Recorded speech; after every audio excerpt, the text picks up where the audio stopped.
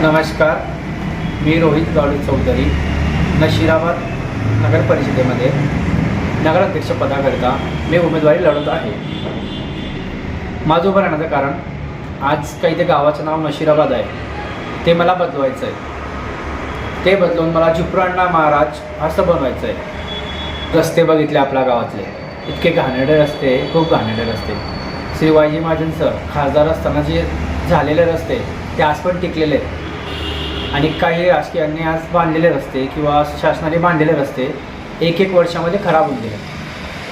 त्यानंतर आपलं पाणी आपल्याला 8 दिवसांनी येते. मी बोललो तुम्हाला की मी एका दिवसाला 2 वेळेस पाणी देईल, तुम्ही हसत होते. पण हे नगरपालिकेचा नियम आहे की तुम्हाला रोज पाणी दिलं पाहिजे. मी तुम्हाला 2 टाईम पाणी नक्की देणार, नुसतं आश्वासन नाही, मी तुम्हाला खरंच 2 टाईम पाणी देणार.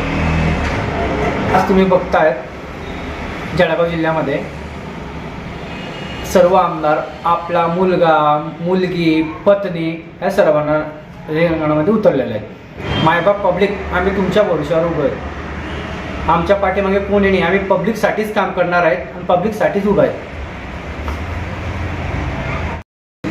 मला एक वेळेस निवडून द्या. मी तुम्हाला जे आश्वासन दिले, जे मुद्दे तुम्हाला सांगितले, मी ते करणारच. त्यानंतर माझ्या पद्धतीने मी विकास करणार. जर का मी विकास करू नाही शकलो किंवा तुमच्या इच्छानुसार वागू नाही शकलो, तुम्ही मला 4 चौकामध्ये जोडे मारा. धन्यवाद मायबाप पब्लिक. मला निवडून येण्यासाठी तुमची खूप गरज आहे. तुमचा आशीर्वाद कायम आमच्या पाठीशी ठेवा, म्हणजे जेणेकरून युवा शक्ती पुढे येईल, गोरगरिबाची मुलं मोठे होतील आणि तुमची विकासही होईल.